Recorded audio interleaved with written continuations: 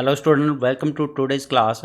तो आज हम यहाँ पे डिस्कस करने वाले हैं extract data from result set. तो कौन कौन से फंक्शन यूज होते हैं रिजल्ट से डाटा को फेच करने के लिए। तो यहाँ पे 3 फंक्शन यूज होते हैं जो तीनों आज की क्लास में हम डिस्कस करेंगे। फैच ऑल, फैच वन और आपका फैच मैनी। और इसके साथ में हम आज डिस्कस करने वाले हैं रो काउंट। तो आज की क्लास में ये चारों टॉपिक हम डिस्कस करेंगे और साथ में चैनल को ज़रूर सब्सक्राइब कर लें ताकि आपको लेटेस्ट अपडेट मिलती रहे। तो चलो आज की क्लास स्टार्ट करते हैं। तो लास्ट वाली क्लास में हमने एग्जीक्यूट फंक्शन के बारे में डिस्कस किया था। तो यहाँ पे जो भी हम एसक्यूएल क्वेरी रन करवाते हैं तो उसका जो रिजल्ट मिलता है वो कर्सर वाले ऑब्जेक्ट में स्टोर हो जाता है। अब यहाँ पे अगर आप डाटा को फेच करना चाहते हो इस रिजल्ट से तो उसके लिए अलग अलग फंक्शन यूज होते हैं। तो सबसे पहला फंक्शन आपका फेच ऑल। तो it will return all the row of a query result. तो सभी की सभी रो को रिटर्न करता है फेच ऑल। तो इस रिजल्ट वाले सेट से सभी रो को डिस्प्ले कर देगा ये। और ये डिस्प्ले किस फॉर्मेट में करता है? लिस्ट ऑफ टपल्स की फॉर्मेट में।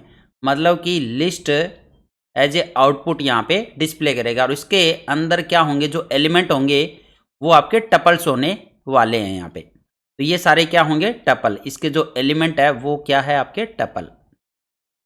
तो फेच ऑल, तो ऑल का मतलब है कि जितनी भी रो है उस रिजल्ट में सभी की सभी यहाँ पे फेच हो जाएगी आपकी as a list of tuple.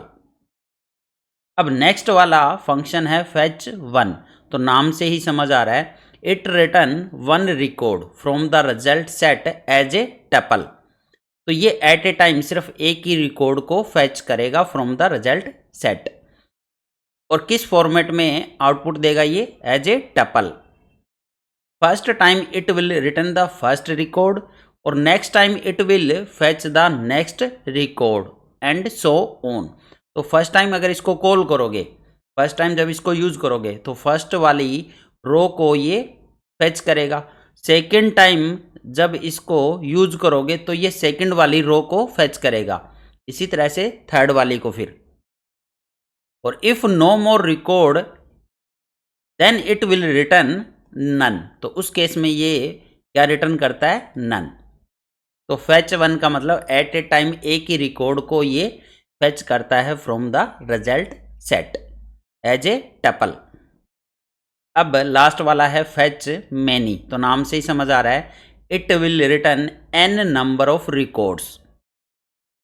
जैसे आपको 4 रो डिस्प्ले करवानी हो, 5 रो डिस्प्ले करवानी हो, तो एन नंबर ऑफ रिकॉर्ड को डिस्प्ले करवाने के लिए फेच मैनी फंक्शन का यूज किया जाता है। अब ये भी आपका किस फॉर्मेट में आउटपुट देगा? As a list of tuple. If no more record it will return an empty tuple. अगर उसके बाद कोई और रिकॉर्ड नहीं है तो उस टाइम पे ये क्या रिटर्न करता है? एम्प्टी टपल रिटर्न करेगा। अब लास्ट रह गया रो काउंट। तो it will return number of row retrieve from the cursor so far. तो मतलब अभी तक कितनी रो रिट्रीव हो चुकी है। तो नंबर ऑफ रो को काउंट करने के लिए रो काउंट का यूज किया जाता है यहाँ पे। अब इनको हम यहाँ पे प्रैक्टिकली इम्प्लीमेंट करके भी चेक करेंगे कि किस तरह से ये काम करते हैं। तो आपको और अच्छे से समझ आ जाएगा इन सब का मीनिंग। अब यहाँ पे हम तीनों फंक्शन को प्रैक्टिकली इम्प्लीमेंट करके भी चेक करेंगे पाइथन में। तो सबसे पहले हमें इंपोर्ट करना होता है यहाँ पे MySQL डॉट कनेक्टर। उसके बाद हम यहाँ पे कनेक्शन को ओपन करते हैं यूजिंग कनेक्ट फंक्शन। तो यहाँ पे आप MySQL डॉट कनेक्टर पूरा एज इट इज़ भी यूज कर सकते हो। साथ में अगर आप इसको रीनेम करना चाहो तो वो भी कर सकते हो, जैसे MYS। तो अब आप MySQL डॉट कनेक्टर की जगह पे MYS यूज कर सकते हो पूरे प्रोग्राम में, जहाँ पे भी आप यूज करना चाहो। तो अब मैं यहाँ पे लिखूँगा MYS डॉट कनेक्ट। तो हमने कनेक्ट फंक्शन को यूज किया। सबसे पहले हम यहाँ पे मेंशन करते हैं होस्ट। तो हमारे केस में क्या रहता है, local host, always it will be local host. और यूज़र क्या रहने वाला है, यूज़र विल बी रूट। उसके बाद पासवर्ड, तो पासवर्ड क्या रहता है हमारा, जो यहाँ पे MySQL का पासवर्ड आपका, तो वही पासवर्ड रहने वाला है। तो मेरे केस में ये पासवर्ड है, आपके केस में हो सकता है जो आपने उस टाइम पे यूज किया था, पासवर्ड जनरेट किया था, वो आपको यहाँ पे मेंशन करना है। अब मैं डाटाबेस का नाम भी यहाँ पे मेंशन कर रहा हूँ जिससे मुझे कनेक्ट करना है। तो स्कूल नाम का एक डाटाबेस बना हुआ है, उसी को मैं एक्सेस कर रहा हूँ। तो ये कनेक्ट फंक्शन क्या करेगा, उस डाटाबेस से कनेक्ट कर देगा। अब नेक्स्ट यहाँ पे हम कर्सर का यूज़ करने वाले हैं। कर्सर इक्वल टू CONN.कर्सर। तो कर्सर इंस्टेंस को हम क्रिएट करेंगे यहाँ पे। अब जो भी हम यहाँ पे डाटा को रिट्रीव करेंगे वो हम CUR ऑब्जेक्ट के थ्रू करने वाले हैं। अब नेक्स्ट वाली कमांड क्या रहती है आपकी, एग्जीक्यूट। तो एग्जीक्यूट फंक्शन को यूज करते हैं उसके बाद। तो CUR.execute, कर्सर ऑब्जेक्ट के थ्रू यहाँ पे एग्जीक्यूट फंक्शन को यूज किया जाता है। अब मैं यहाँ पे डाटा सेलेक्ट करना चाहता हूँ फ्रॉम, अब टेबल का नाम है यहाँ पे स्टूडेंट।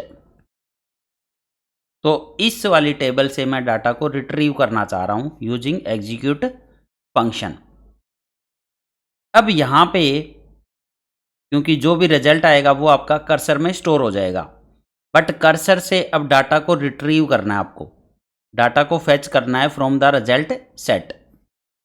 तो वो 3 फंक्शन हम जो यूज कर रहे हैं यहाँ पे, 1 बाय 1 तीनों यहाँ पे यूज करके चेक करेंगे कि कैसे आउटपुट डिस्प्ले होता है यहाँ पे।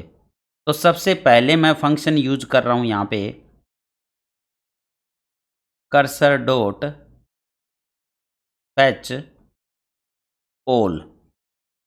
अब जो भी डाटा यहाँ से आने वाला है वो आपका स्टोर हो जाएगा, डाटा इक्वल टू, तो डाटा वाले वेरिएबल में स्टोर हो जाएगा।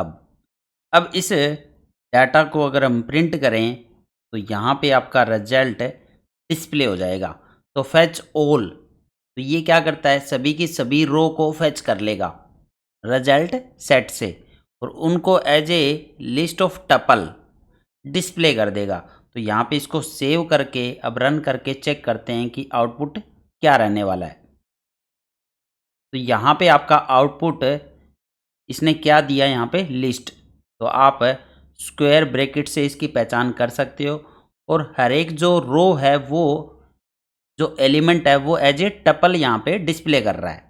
तो फर्स्ट रो आपकी ये वाली है, फर्स्ट रो, ये फर्स्ट रो है। अब सेकंड रो, इसका second element as a tuple. तो इस तरह से हमें डिस्प्ले करता है सभी की सभी row as a list of tuple. ये है हमारा फेच ऑल फंक्शन।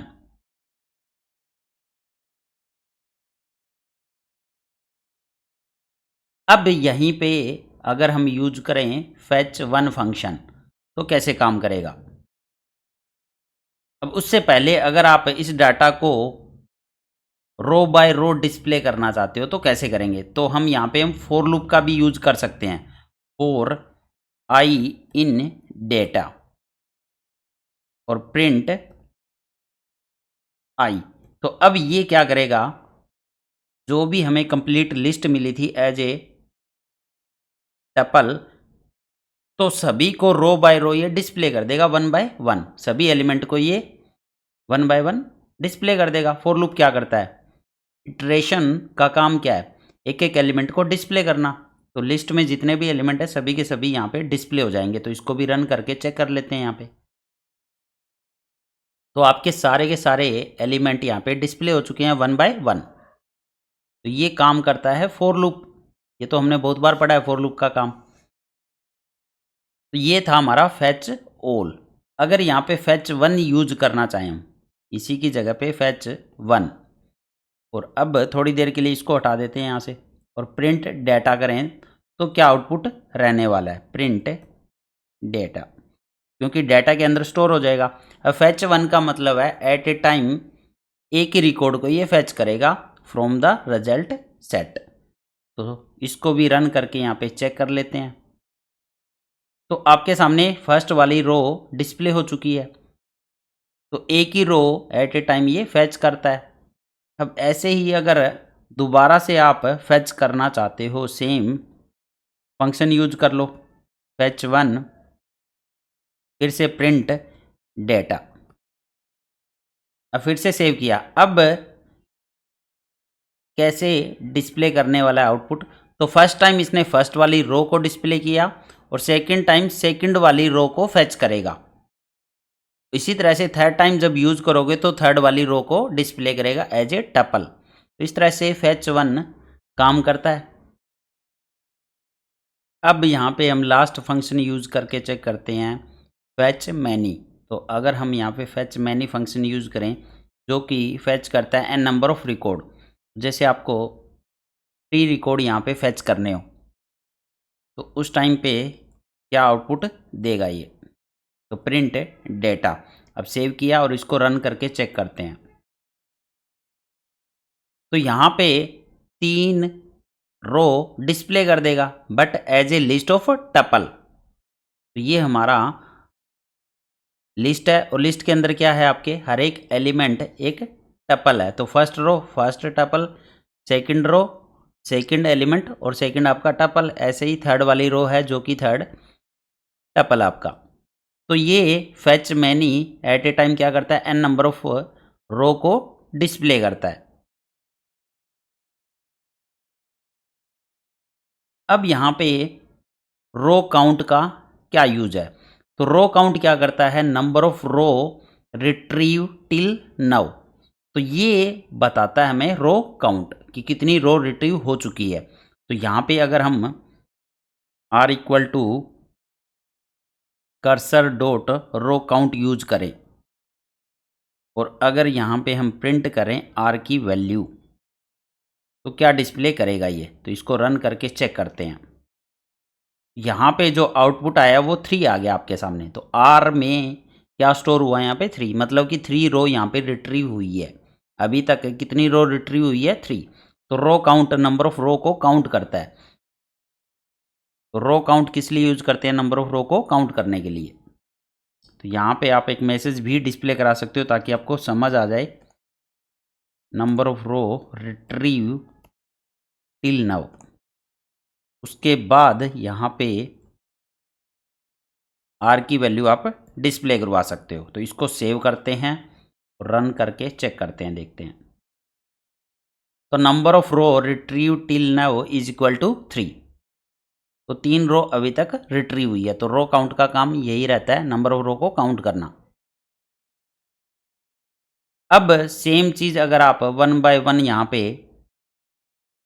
डिस्प्ले करवाना चाहते हो तो फॉर लूप का भी यूज कर सकते हो, आई इन डेटा और प्रिंट आई। अब क्या करेगा, 1 बाय 1 सभी रो को ये डिस्प्ले कर देगा। तो 1 बाय 1 तो फर्स्ट टाइम देखो, क्योंकि हमने यहाँ पे प्रिंट डाटा भी दिया हुआ है, फैच मैनी के बाद प्रिंट डाटा दिया है, इसलिए ऊपर इसने as a list of tuple दिया। उसके बाद 1 बाय 1 तीनों एलिमेंट को डिस्प्ले कर रहा है। तो फॉर लूप क्या करता है, इटरेशन का काम करता है।